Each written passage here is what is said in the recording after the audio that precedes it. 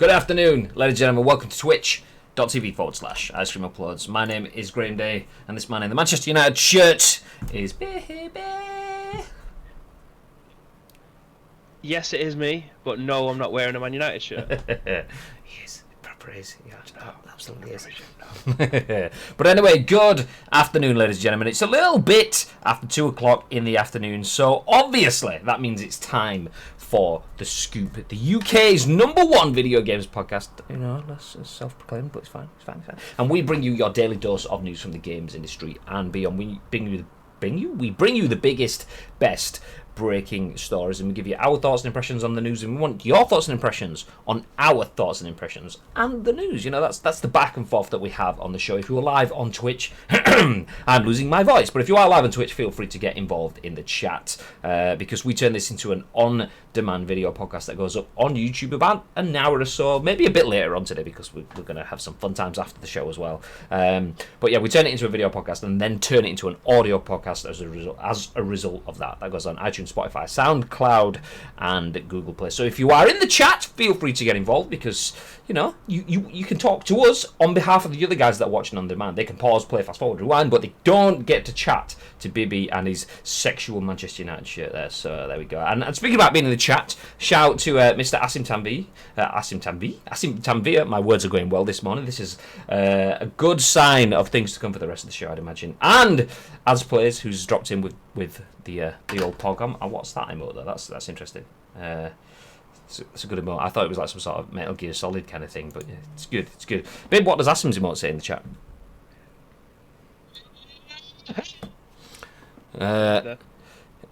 Your audio was well dodged then. Standard.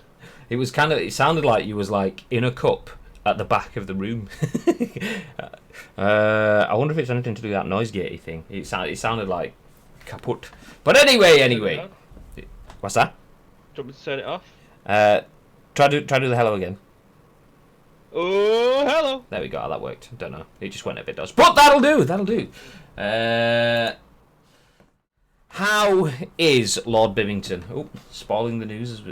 Everyone knows it's coming. Let's hide that. It's on the screen. But how is Lord Bimington? It's great.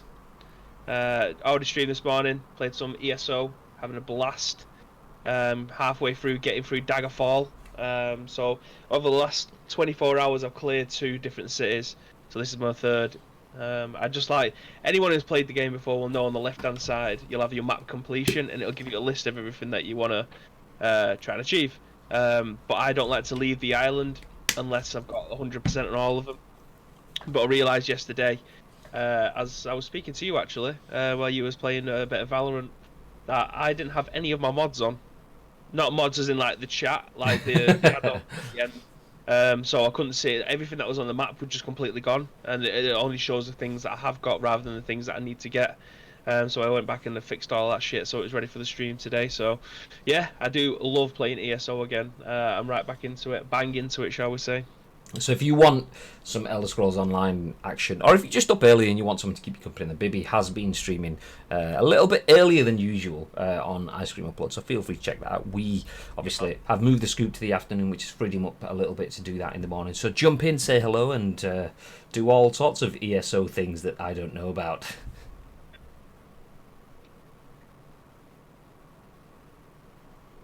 That absolutely won't translate to anyone listening on the audio podcast services. Just sat there with my thumb up for Meme City. But anyway, we are fine. Let's jump into the news.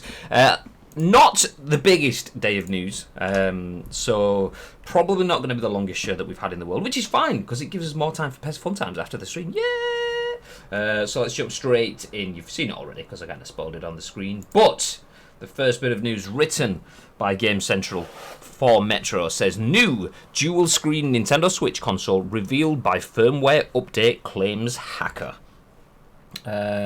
So this came out just a couple of hours ago, well, a few hours ago now, actually, and the article says, references to a new model of Nintendo Switch with 2 screens have reportedly been discovered in the latest firmware update. This week's firmware update for the Switch was already pretty major, as it added button remapping for the first time, which we covered on yesterday's edition of The Scoop. Feel free to check it out after the show, not right now. But it seems it may be hiding a far more significant secret. While it's become commonplace for hackers and modders to discover references references to unannounced DLC in a game's code. This is the first time that a new console may have been given away. According to tech expert Mike Heskin, the 10.0.0 firmware update appears to add preliminary support for a new model of Switch, codenamed, and this is a pretty sexy name, the NX-ABCD. That supports a second screen like the 3DS. Oof. Upcab. As fake as the codename sounds, it does match up with previous Switch codenames, which have been similarly unimaginative, things like NX-ABCA for the original model and NX-ABCB for the Switch Lite. What happened to ABCC? That's what I want to know.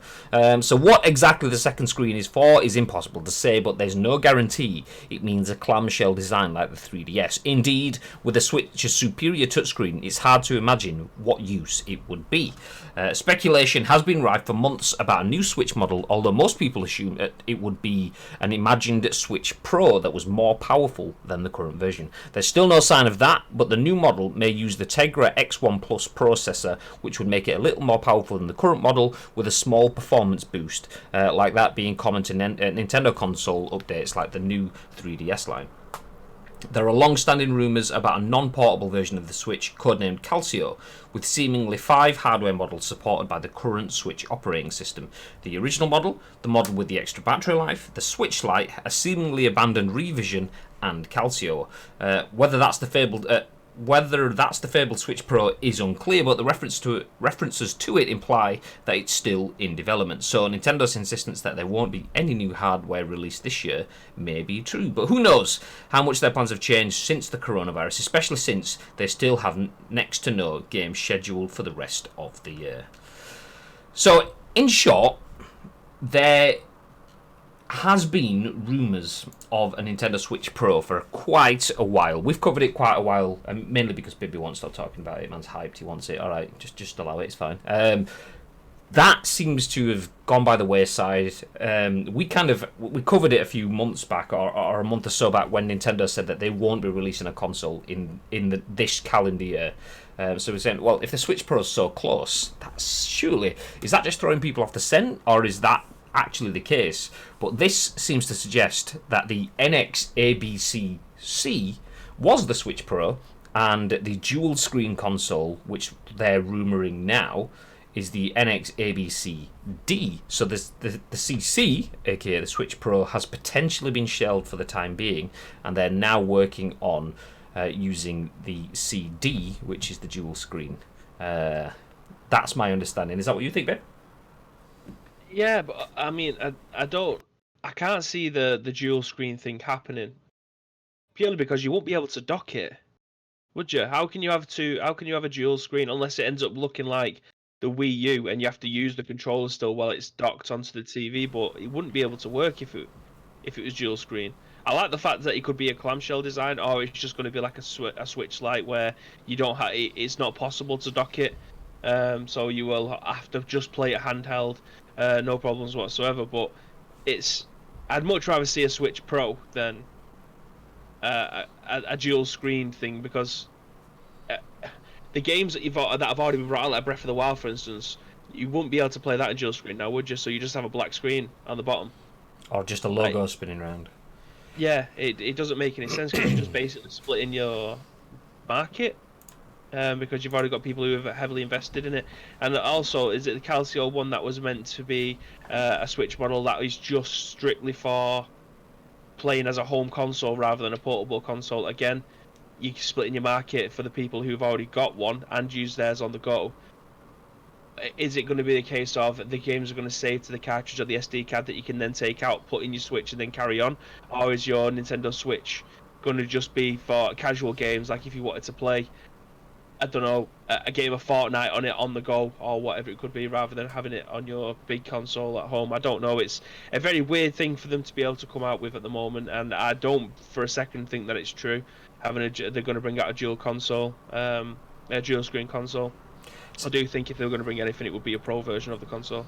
Yeah, the Calcio reference that you just mentioned then, I didn't absorb that bit, so let me go back over that. There are long-standing rumours about a non-portable version of the Switch, codenamed Calcio, with seemingly 5 hardware models supported by the current Switch operating system. So the original model, the model with the extra battery life, which is pretty much the same thing, just obviously more battery. The Switch Lite, which we know now, a seemingly abandoned revision. Is that the Pro? And Calcio. So Calcio, if they're saying, oh no, actually, whether that's the fabled Switch Pro is unclear, but the references to it imply that it's still in development, so Nintendo said, yeah. So maybe that's it then. Maybe the Switch Pro is a home model. Interesting. You can never really predict, can you, with Nintendo, because they just rip up the rule book every time they have a generation. I mean, they did it with the Wii and the 3DS, and tried to do it with the Wii U, didn't quite work, and they're doing it with the Switch now. I could see a Calcio. So we've got the Switch Lite. Call it the Switch Heavy. So the Switch Lite is something that you only take on the go. The Switch Heavy is only the home console sort of stuff. I could see that being a thing. I think that would take away some of the sexiness about the Switch for me. It stops it becoming... I mean, we've referenced it before, that the Switch is the alternate way of playing. You've got your consoles and your PCs, which are your main system, and Switch isn't seen as a competitor, it's seen as the alternative way of playing. If the Calcio is a less portable version that just sits in your house plugged into your TV, then I think that changes, and some of the USPs that Switch has are lost if that is the case. If the Switch Pro, the better quality 1080p screen and the better quality processors and so on are just for something to sit at home, I'm not sure that would do that for me. I don't think I'd invest in that. Well, the likelihood is you won't be able to play games like Wolfenstein and Doom in that case. If you was building games.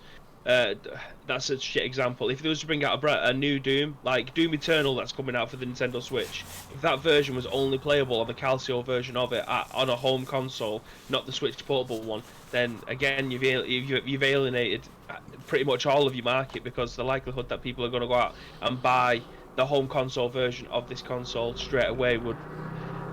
I think it would. I think this will still sell a lot, but I think the majority of people are like, I've already got a Nintendo Switch, why would I do that? Oh, so you're bringing out a AAA game that I can't now play on my Nintendo Switch. Well, what's the fucking point of me having a Nintendo Switch? Then you want me to go out and pay another 450 quid for a home version of the Nintendo Switch Pro plus shit out of the year console? Like, you just won't be able to play these games on a portable version of your console because they are too far. They've been built too well to be able to be played on your console. I wonder if we'll get like Xbox One X enhanced. I wonder if we'll get like Switch Calcio enhanced versions of games. So you can play Wolfenstein, but it looks a bit potato unless you play it on the enhanced version on the Calcio kind of thing. Yeah, I agree. Dual screen though, where was Ads' comment? Dual screen must be fake. It's basically a 3DS again in that case. Switch one of their best-selling consoles ever. And then Switch Lite was an awful decision too. Now this new garbage is sounding awful. Okay, Enix says Switch Lite is brilliant for a cheaper / portable version. I solely play my Switch in handheld mode. I've done about 50-50. Most gameplay probably will be taking place in handheld mode, to be fair, but we've done some sort of Mario Kart sessions, me and Chloe and Danielle, in the house, obviously docked. So yeah, I think the Switch was a bad idea at all, if I'm being perfectly honest, because how often, when you was living at home with your mum and dad, did you get a chance to be able to play it on the big TV when you were playing your console with you and your brother? Yeah, not very often. It was always bugger off to your room. Once you had a TV. I mean, this was. Mate, I didn't have a TV. Mate, I didn't have a TV for the longest time in my bedroom. At one point, me and my sister was sharing a bedroom when we was kids, and we didn't even have a TV. Then we had to just sit downstairs and watch whatever shit my mum was watching. So, like, the likelihood of us being able to play the games, and I mean, today's kids have got everything that they could ever want in the bedroom, but. Like back then, for instance, the likelihood of me being able to play my console on the TV was like slim to nothing. I had to wait for my mum to be in work, or on the weekend where she'd be out, and I'd just be, me and my sister would be in the house, or whatever it could be. Like having just a light version that don't have to get docked into the TV ultimately points towards kids, essentially.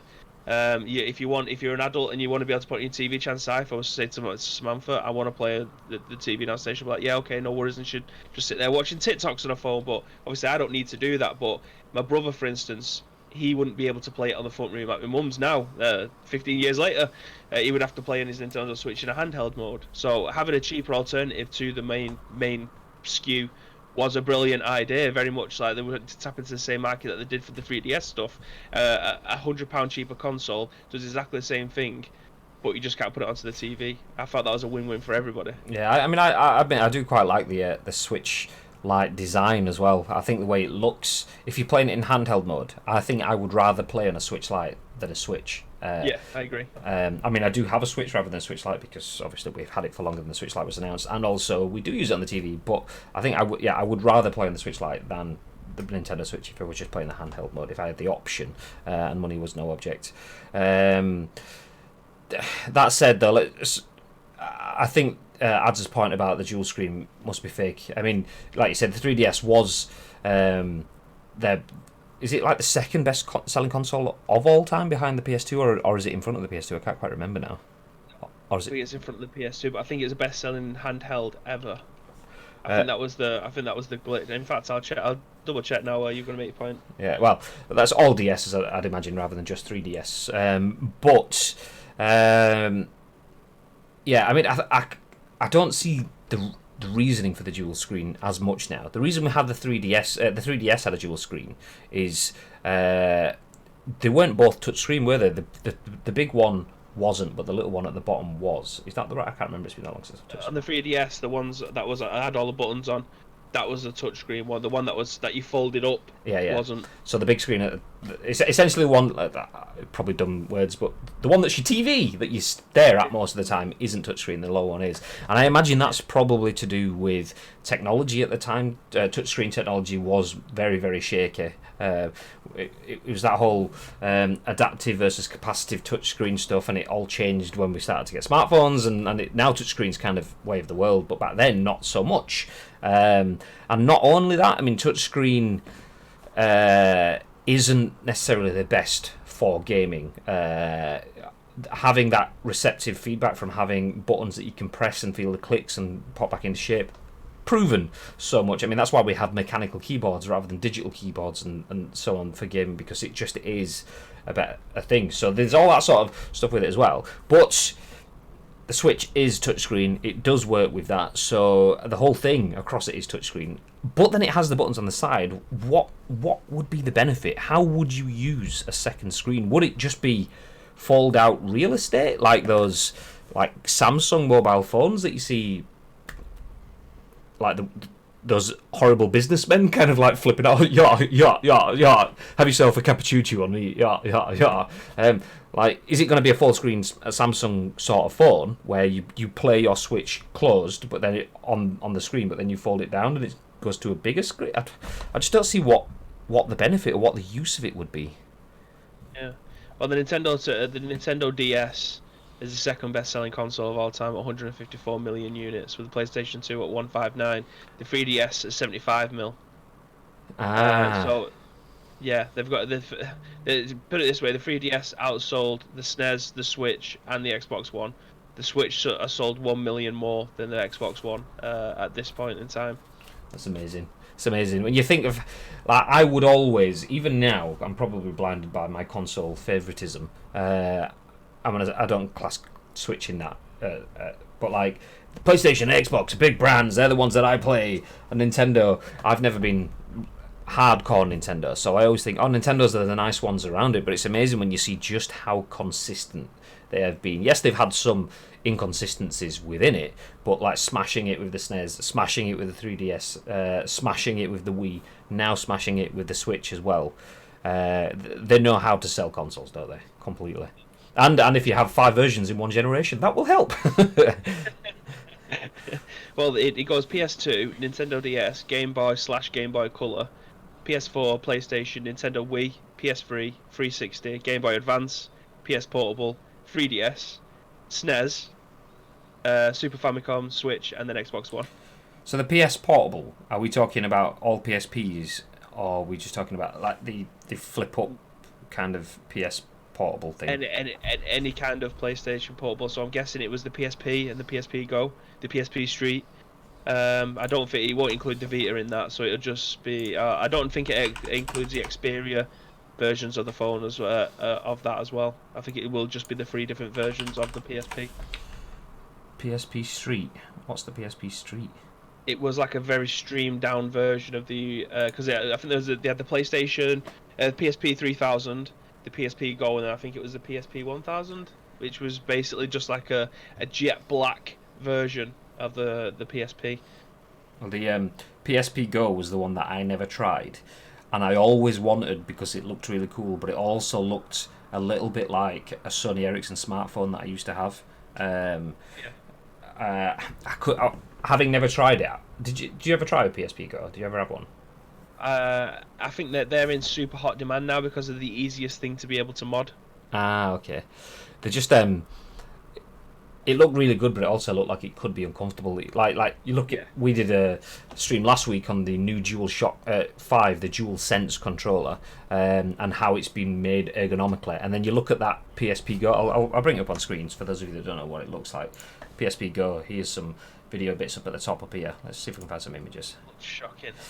But yeah, they are the most moddable PSP versions of the console. But also, this particular console, you could buy a cradle for it, and you could dock it, so it'll be like a Nintendo Switch. So you could put a Bluetooth PS3 controller to it, sat on your couch, and then play a whole library of PS1 and PSP games, which, to be fair, are 2 of the biggest selection of games you could possibly find. But yeah, it was a Nintendo Switch before the Nintendo Switch was a thing. Interesting. This image that I've just loaded up here, which shows the white PSP Go. The buttons on it look very, very much like the DualSense 5 buttons. So that's where they went. All of those PSP Go's. That's why they're in high demand. Sony's been buying them back to take the buttons out of them and stick them in a new controller. What was I gonna? Something came to mind then. I was gonna look at, but I can't remember what it was. No, it's gone. It's gone. Oh no, that's what it was. It was the 700 Sony Ericsson S700. There we go. This is not even a flip phone, more like a twisty phone that I used to have. This reminds me of the PSP Go. That looks like was it the Motorola Razr?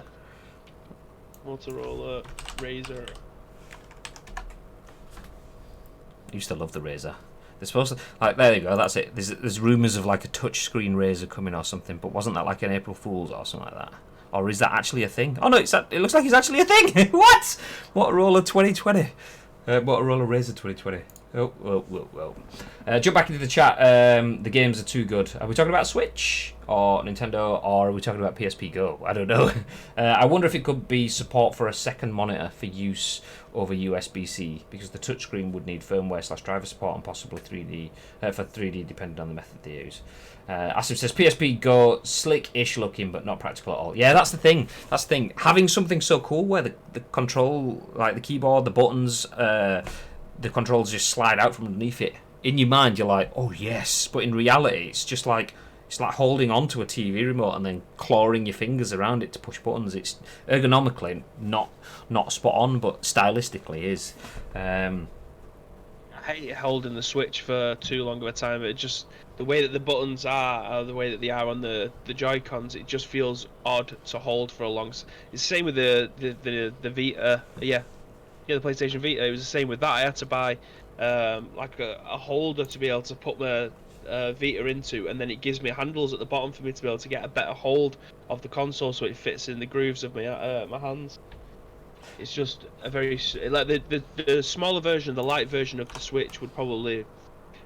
It sounds stupid because it's small. Would probably fit my hands better rather than the big console.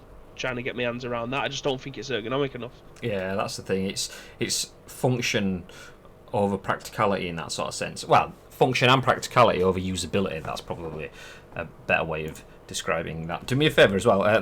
That audio thing that you've got on Discord. It's kind of clipping your voice. So when you're starting, it's cutting the start of it off a little bit. It's not cutting. It's muting it. So I think that is probably what it is. Yeah, I've just canned it. Yeah. Just turned it off. Anyway, moving forward. Speaking about usability. This is a tedious link. Just go with it. It's fine. Speaking about usability and making things work, Valorant have something that makes their stuff work. Yes, there we go. Written by Andy Chalk for PC Gamer, Valorant's always-on anti-cheat system is an important tool in our fight against cheaters, says Riot. The Vanguard kernel loads at boot, which Riot says makes it more effective at countering cheats. So into the news then. Like a lot of online shooters, Valorant uses anti-cheat technology to help minimise trouble caused by unscrupulous players. It's called Vanguard, and as described on Riot's support site, it consists of a client that runs while the game is active and a kernel mode driver that's always on. That seems to be making some players nervous, as noted in this Reddit thread. For instance, the kernel has full administrator rights in Windows, and the only way to prevent it from loading is to either rename the file so it can't be loaded or uninstall it entirely. The idea of a program having that level of access entirely unknown to the user sounds potentially risky, and there was some confusion at first about whether it was supposed to be loading up automatically at all. Over the weekend, however, Riot's anti-cheat lead, Paul Riot Arkham Chamberlain, confirmed in the Valorant subreddit that it is intended to be that way in order to more effectively foil evasion efforts. Cheaters commonly bypass anti-cheat systems by loading their cheat software first, so having the driver always running makes this significantly more difficult. We've tried to be very careful with the security of the driver. We've had multiple external security research teams review it for its flaws. We don't want to accidentally decrease the security of the computer like other anti-cheat drivers have done in the past, Chamberlain explained. We're also following a least privilege approach to the driver, where the driver component does as little possible referring to let the non-driver component do the majority of the work. Which, okay, I'm skipping because it's getting a bit heavy. Riot hasn't announced any specific numbers yet, but the system appears to be working. Chamberlain said on Twitter just after the Valorant closed beta began that cheat bans were already happening. And then we have an embedded tweet, which I'm assuming is going to confirm that, from Paul Chamberlain at Arkham says, "Well, it sucks, but today we had to ban our first cheater, and it looks like more bans are on the horizon. I was hoping for a little more time before this fight kicked off, but we're in it now, and we're ready." Bib, as a man that cheats in all football games and all games that he plays, thoughts? It's a massive step in the right direction for them. The game isn't even out officially for everyone to be able to play yet, and they're already looking at banning people. They've got the techniques set in stone.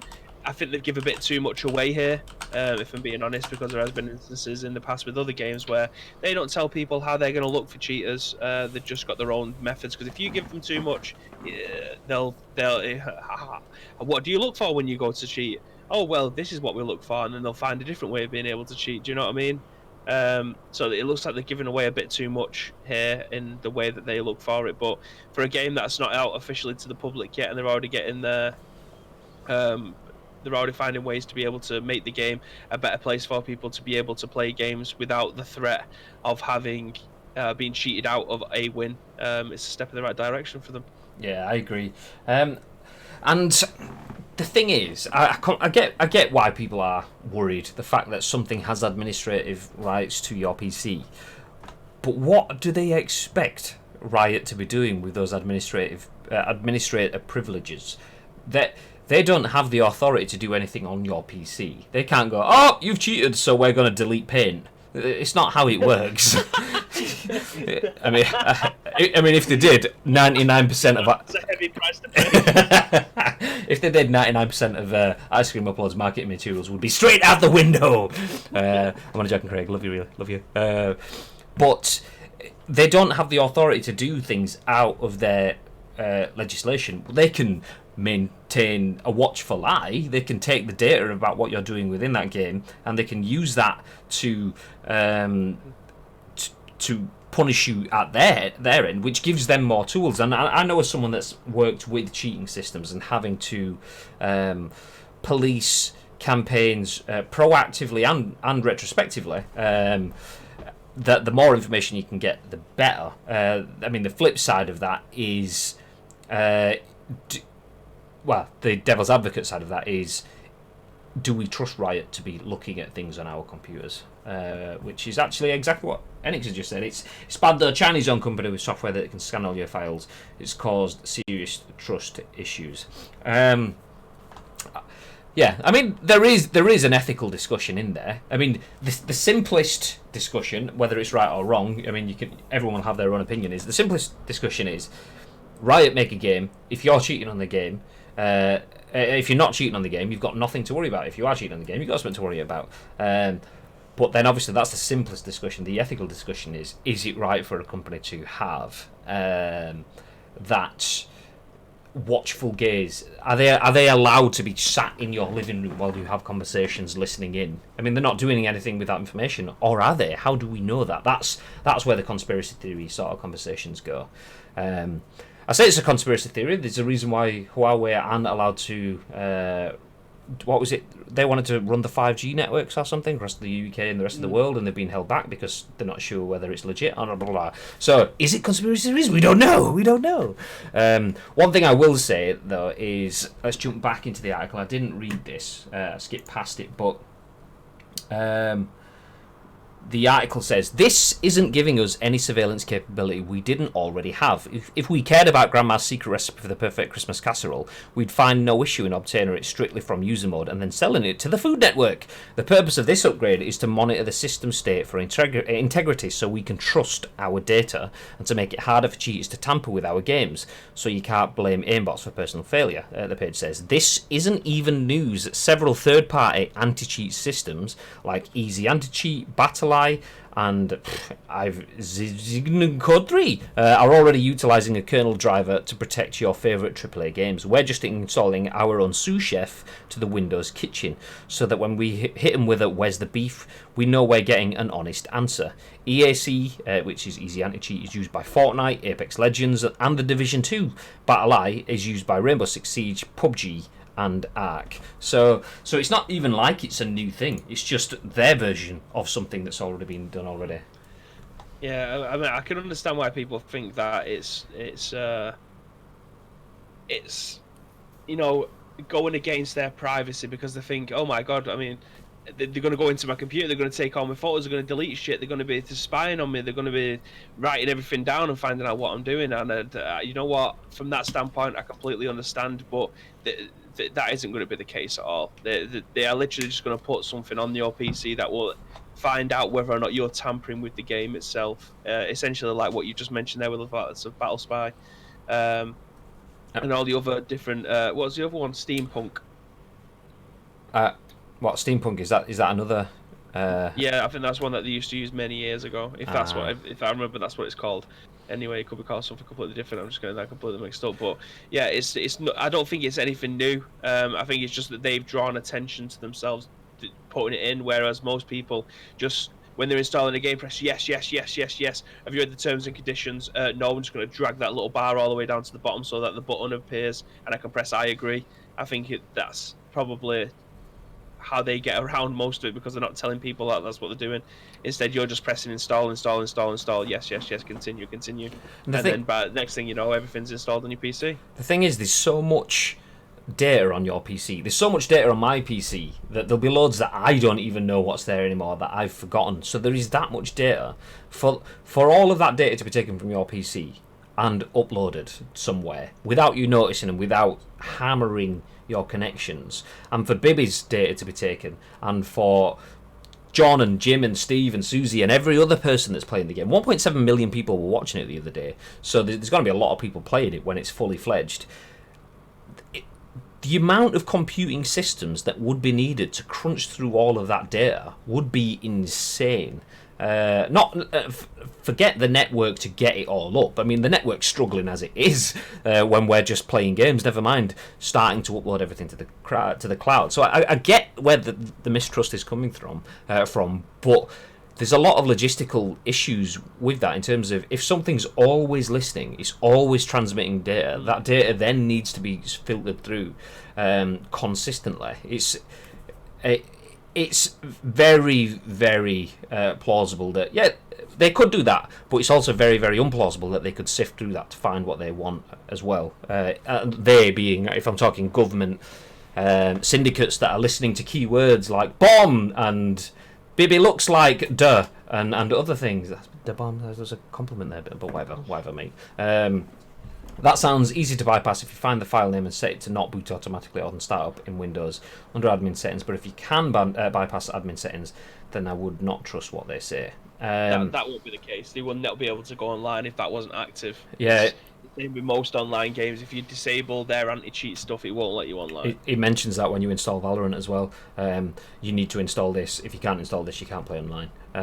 It's their sort of like deal on the table, a quid pro quo kind of thing. If you do this for me, I'll let you online. You let us police our system, we will let you have access to it. It's kind of that sort of deal. So yeah, I imagine you wouldn't be able to. If you could rename it, you probably can, but then the game would probably go, that's not running, so no, you're not going online. Which is then what the cheats will probably start trying to work their way around. But it is what it is. Guns. Good. I want to say good afternoon, but is it like stupidly early morning, stupidly late morning? I don't know what time it is for you now. You all interested in seeing the Twitter drama between two YouTube personalities today and giving your opinion, or not interested? It deals with 8:45 a.m. Are you still awake, or are you just getting up? That's the question. It deals with Twitch in particular. Maybe, maybe. Feel free to drop it in. We can have a look. Being up since 5 a.m. Okay, so I didn't know whether you was like late night in it or if it was like early morning it for you. J2 Cents and Harris on Twitter. Are these the biggest names in the world? Who was it you were saying that that KSI was going to fight when you first dropped in? I can't remember who that was now. Was that J2 Cents? I can't remember. Oh, yeah, was that not Aimbot Christian? Oh no, that was Aimbot Christian. Yeah. It was. You know what? I'm going to have to leave you for 2 seconds because I'm dying for a piss. I was waiting for a small break, so 1 sec. It's about raids on Twitch. Go on then, drop it in. I want to know. Bibby's going for a toilet break, so we can use this as a little bit of time for padding. That's good. That's good.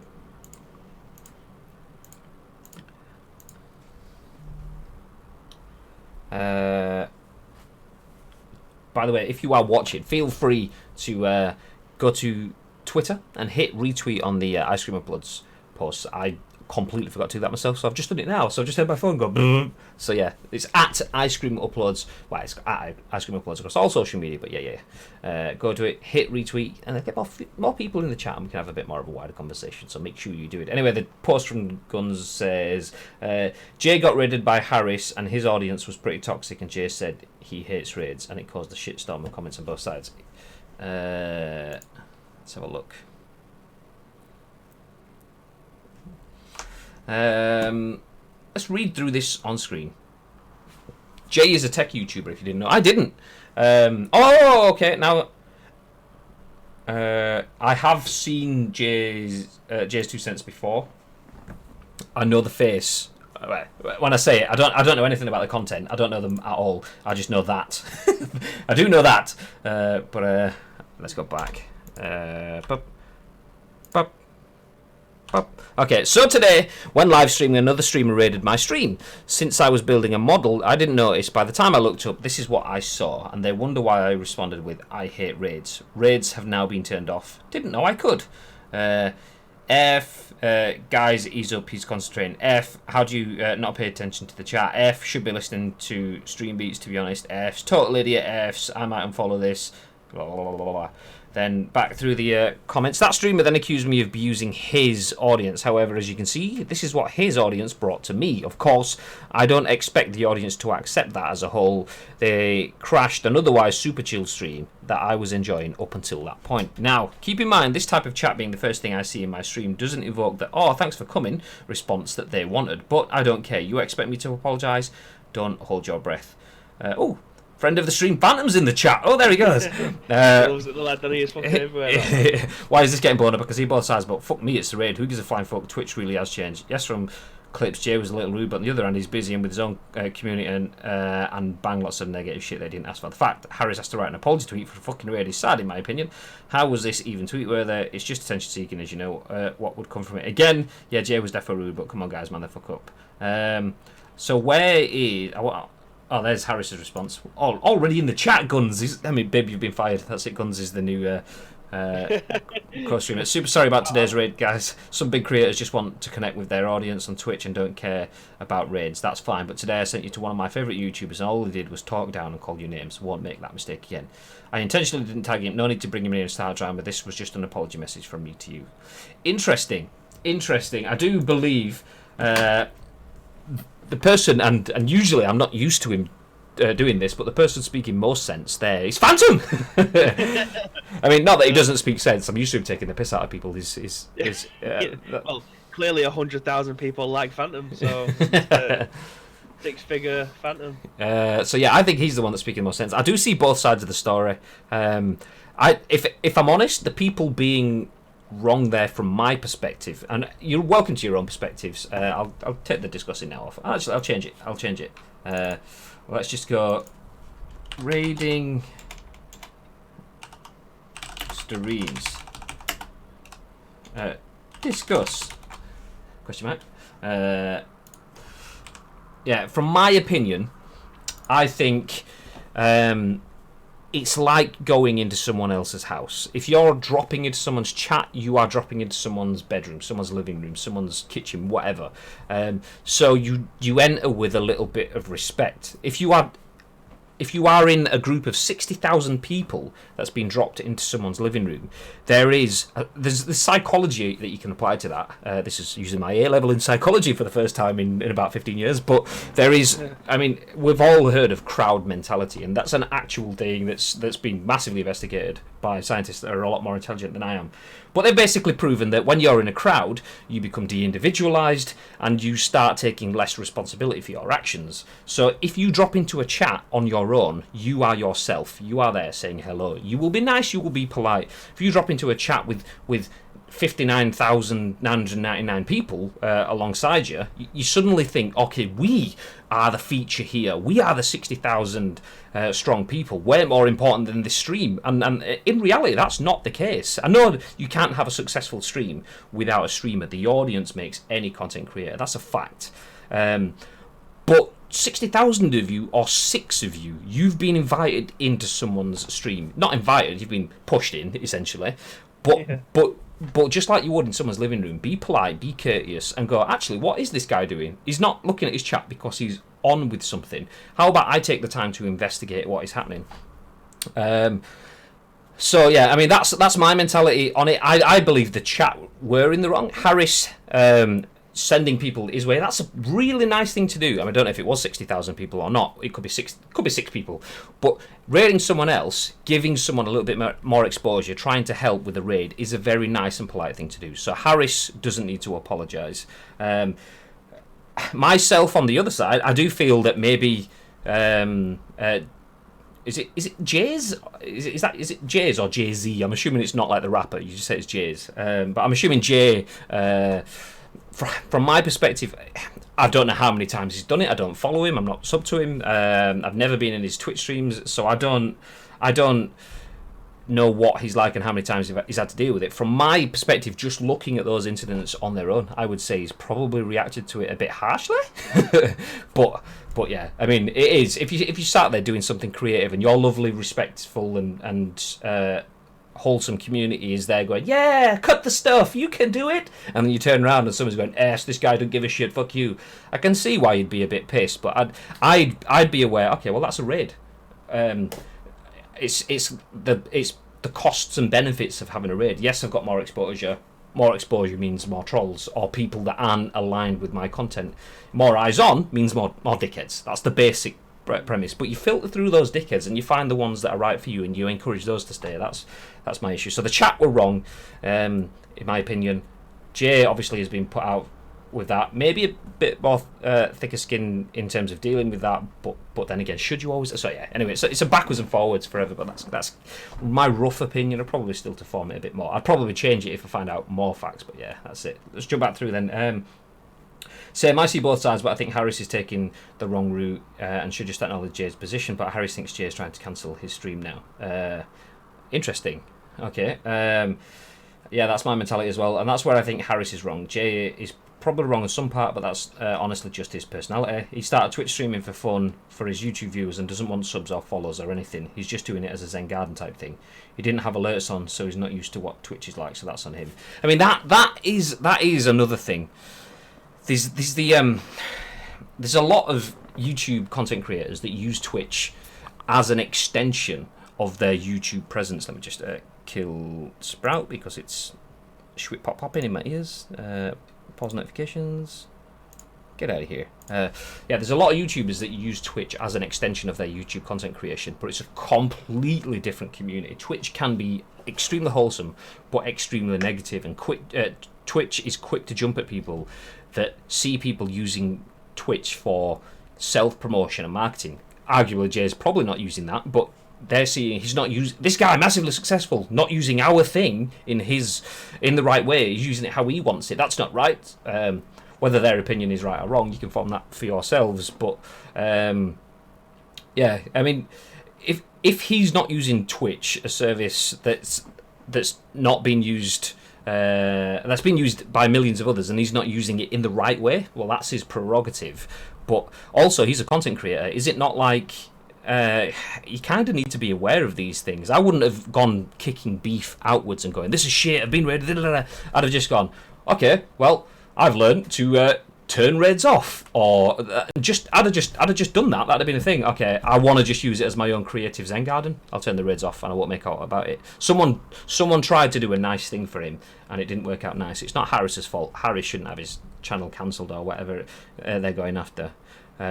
So yeah, there's a bit all over the place in that. It's kind of like 6 on one, half a dozen on the other. Who's right, who's wrong?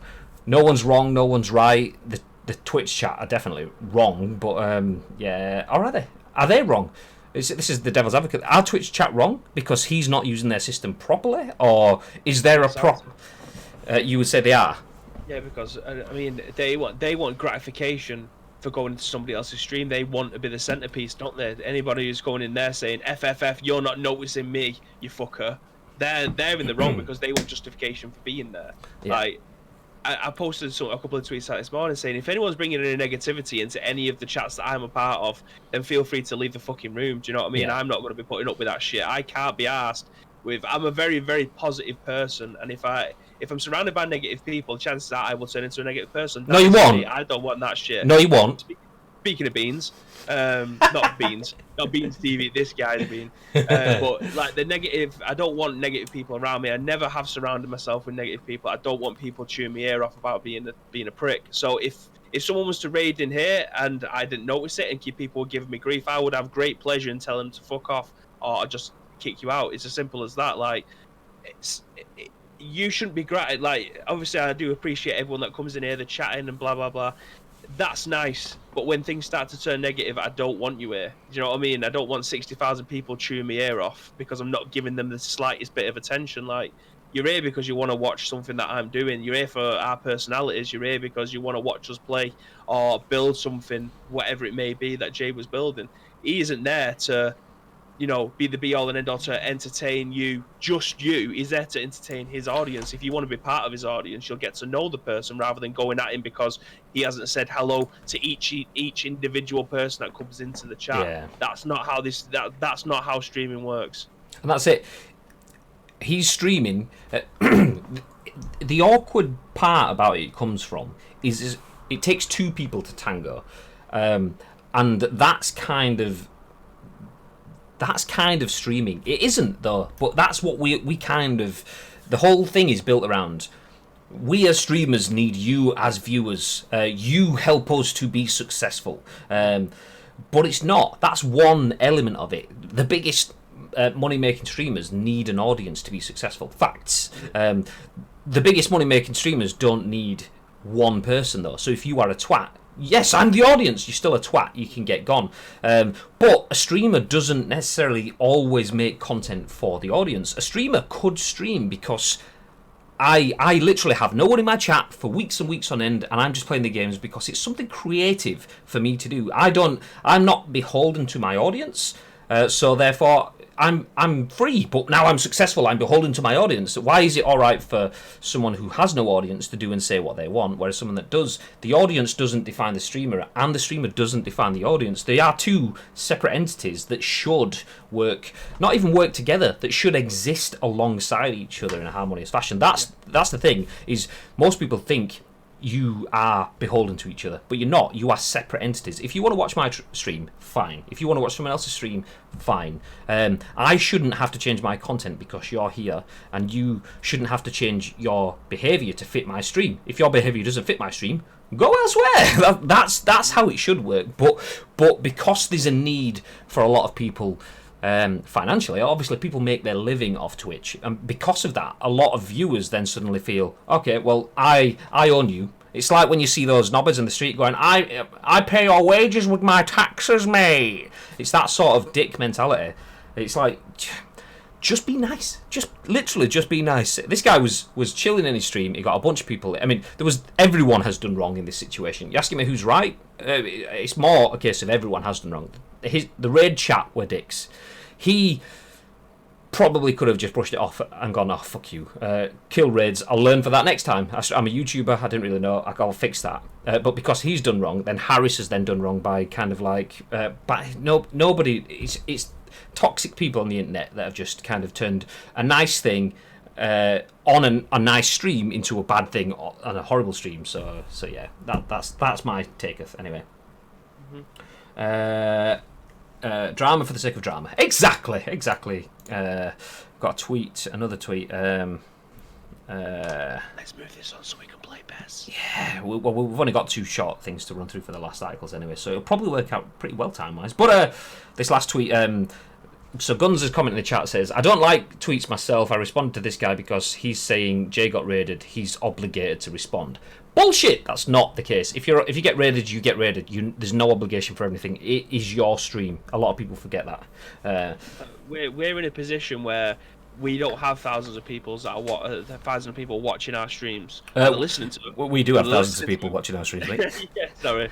We had thousands of people watching our streams, but we get a lot of people listening to our streams, especially through the Scoop on podcast services. Our analytics are banging. They may not be able to be here now watching us live. However, later on tonight they'll be listening to it on the way home from wherever they're going, or they're just sat in the house, blah blah blah. But we have the ability to be able to welcome, and we encourage people to come into our chat. They want to give opinions, like Guns is doing, what Fat Man Dave does, what Asim does, what Ads does, what Enix does, and the rest of the Ice Cream family come in here every single day and they give us news. We have the ability to be able to respond to them because the chat isn't blowing up. Like there was instances where we've had 100 people or 200 people watching our streams, and we haven't been able to go back through and name every single person that's missed something, that's listed something in there. We don't have, we aren't we're not, you got people like the Doc Shroud and all these other people who have tens of thousands. Like there is no way Summit's able to look through all of his chat with 130,000 people watching him play Valorant. It's impossible. You can't manage it, so you are going to miss stuff. So if there is a lot of people that are in his chat, they need to realize that every single comment that they type is not going to be read. It's that's long and short. We are in a position where we can do that because like today's viewers, they're not in the millions, they're not in the thousands, so we can be able to do that, and which is why we can have the conversations. But we can't do that. Streamers can't do that with 130,000 people in the chat. It's impossible. Even 2,000 people, it becomes unmanageable. Yeah, as we found out on our invitational recently. Just saying. Yeah. Just anyway. Yeah. Oh yeah, can't Gorilla Dog as well. Sorry, Alpi. Okay. He said balls. He said balls all here. He's just put 3 dots, so just to let us know that he's there. That's it. I'm gonna ban him.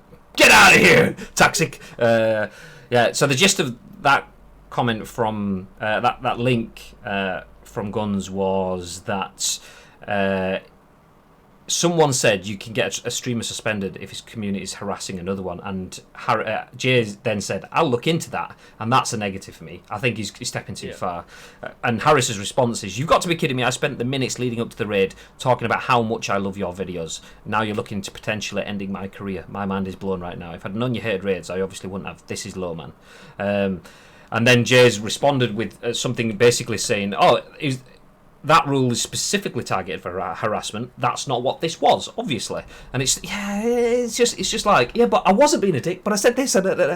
It's some poisonous people have wound up a guy who's just trying to enjoy himself, and he's been wound up then, which has then kicked it all off. That's the gist of it. But anyway, that's enough of that. We want to play some PES. So let's jump forward with the next story. Thanks for the discussion, says Guns. No, you are welcome. Thank you for bringing it to us. It's a good discussion. It's a good discussion to have. I'm all for looking after the Twitch crowd because that's where we are. That's what our content is on. That's the kind of stuff that we do. But I'm 100%. And always will be of the mindset that you look after your audience and you take care of your audience, but your audience, don't be beholden to them. If you start pandering to your audience, then you don't owe anybody anything. You're making the content. They don't owe you anything. They're watching the content. It's a two-part thing that both parts aren't needed. You can just make the content without anyone there. They can watch content elsewhere. Just nobody owes anything. Don't walk in willy waving going, speak to me now, gratify me, I am here. Before I move on, the model stuff is just for him. He's one of the top 5 tech tubers. He's built custom PCs for Post Malone and Terry Crews. So has Bibby, so yeah, whatever. He hasn't really. He didn't do Post Malone, he just did Terry Crews. It's the boom pop. Bibby likes it, so that's what it is. Going to a new topic. Y'all ever try out the Rode pod mic? I got one for my stream and now bought a second one. So cheap for a dynamic microphone. A quarter of the cost of the Shure SM7B and about as good. SMB still king, but I love my Rode pod mic. No, but I do have... Yeah, I can't remember where I've put it. I have a Rode Video Mic Go, which I use whenever when I want to stream and get my audio into the PS4, whilst also talking through the stream to you guys. I essentially need 2 microphones for that, so I clip one onto the desk down here, and I use a Rode Video Mic Pro for that, and it's really good for the price of it. It's like, I don't know, next to nothing because it's one that you plug into your phone, but it's good. Anyway, we do have some dedicated news to go, which is now on your screen, written by Steph Nunneley for VG247. Fortnite Chapter 2 Season 2 will be extended into June. We won't deal with this one too much because it's kind of self-explanatory, but quick bit of news: Epic Games is extending Chapter 2 Season 2 of Fortnite into June. Epic Games announced today it is extending Fortnite Season 2 Chapter 2 Season 2 past its original April the 30th end date. What you're seeing here, ladies and gentlemen, is a lot of repetition because there's not much to say.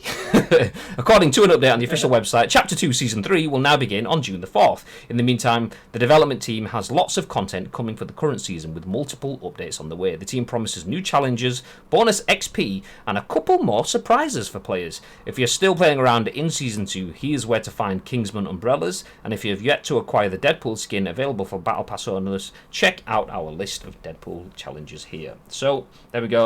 Kind of says it all. Chapter 2 Season 2 has been extended just as we had with the first season. So, moving on to our last bit of news today, and it's a bit more positivity as well.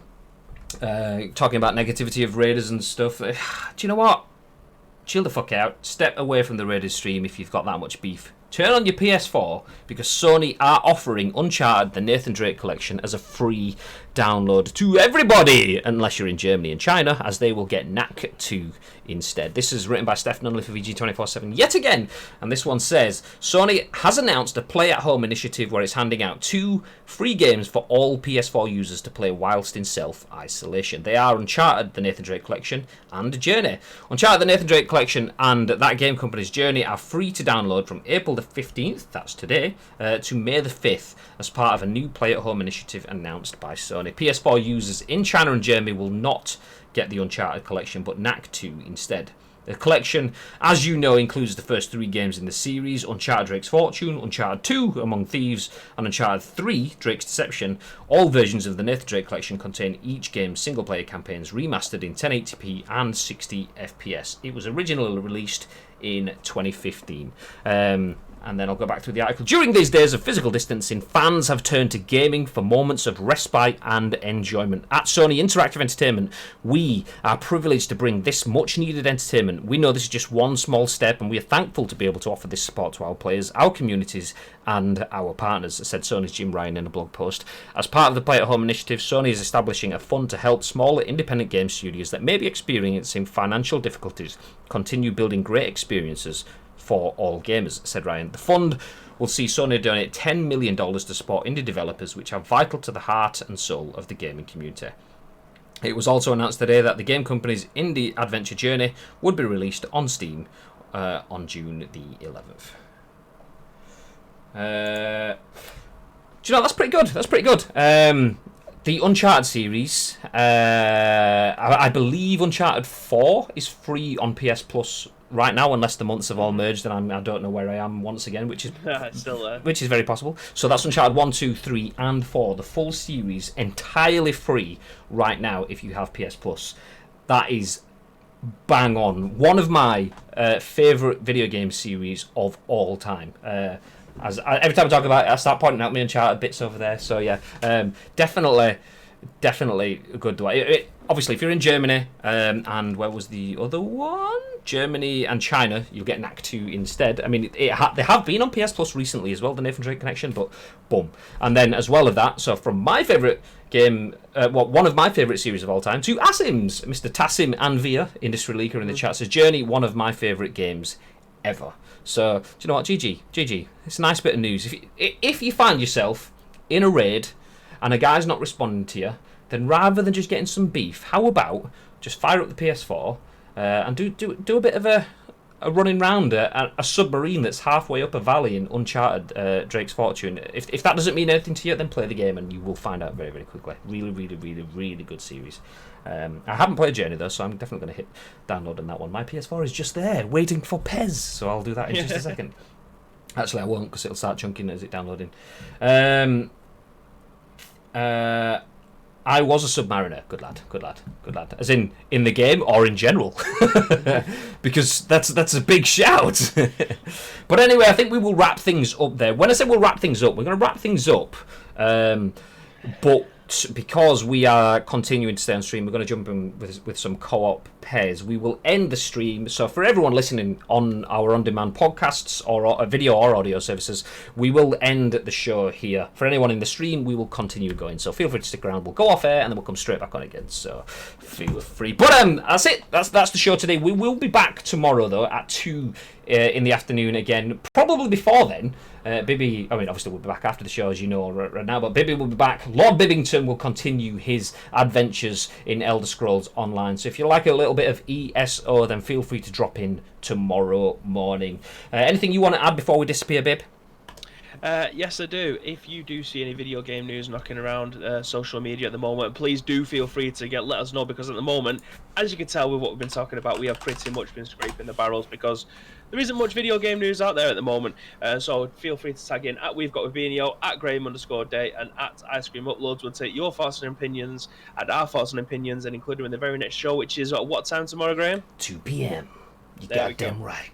So that's it. These social links are in the chat for anyone that wants to click on them. If you're listening or watching on demand, spoiler, the socials are all at Ice Cream Uploads. But yeah, that's kind of it. I mean, I have seen comments from Iceman, but we will jump on that after we've finished things. But for now, ladies and gentlemen, have yourselves a very lovely day. And if you don't want to do anything, if you want to chill out or whatever, there we go. It's in the chat. Make sure you have a lovely day. And remember, stay frosty.